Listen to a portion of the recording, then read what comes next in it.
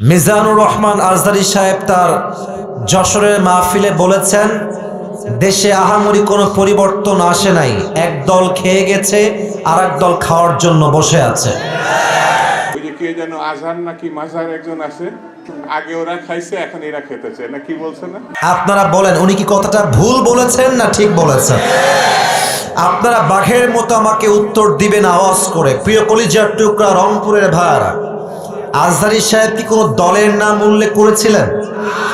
এই যে আস্তে কথা বললেন, কোন দলের নাম বলেছেন? কোন ব্যক্তির নাম মেনশন করেছেন? উনি জাস্ট বলেছেন এক দল খেয়ে গেছে আর এক দল খাওয়ার জন্য বসে আছে, এতেই কিছু লোকের গায়ে আগুন ধরে গেছে। আমরা কোনো দলের নাম উল্লেখ করি না। আচ্ছা, মনে করেন যে আজহারী সাহেব কোন দলের নাম উল্লেখ করেই ফেলেছেন, কোন দলের নাম এক্স্যাক্টলি মেনশন করেছেন, তো আমাদের কি জনগণ হিসেবে বাক স্বাধীনতা নেই? বলেন সবাই, আছে না নাই? যদি আমাদের বাক স্বাধীনতা কেউ কাটতে চায়, তাদেরকে আওয়ামী লীগের ইতিহাস মনে রাখতে হবে। যুবক ভাইরা আমার, তো আমি দেখলাম একজন নেতা, তার নামটা আমি জাস্ট বলেই ফেলছি, ছোট্ট নাম বলছি, দুদু সাহেব। উনি বললেন কোথাকার কোন আজহারি মাঝহারি মিয়া, আজহারি কি মাঝহারি? এটা কি আপনাদের সস্তা মনে হয়?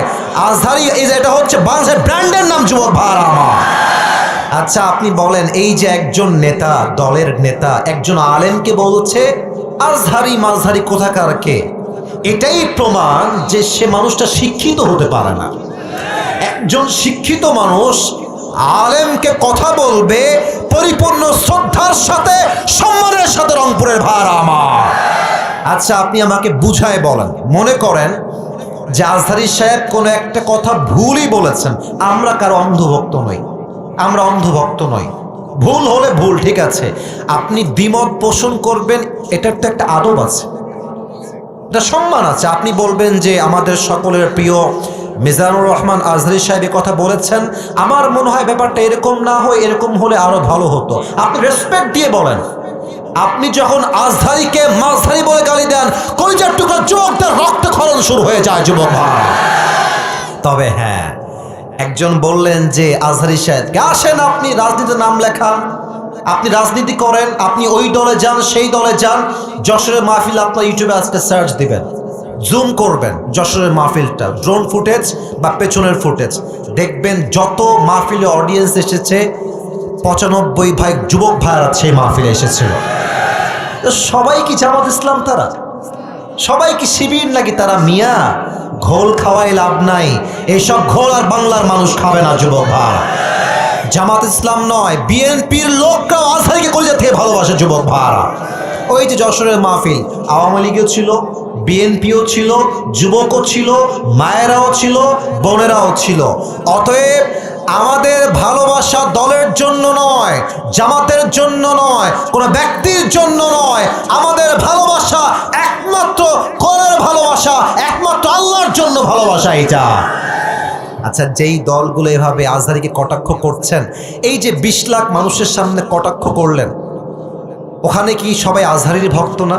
তো আপনি যে গালিটা দিলেন, যার বুকে আপনি আঘাত দিলেন, আচ্ছা ভাবেন যে আজহারী সাহেবকে আমি ভালোবাসি, কথার কথা, তো আমার ভালোবাসার মানুষকে যে গালি দিবে, আমি কি তাকে আর ভোট দিব নাকি?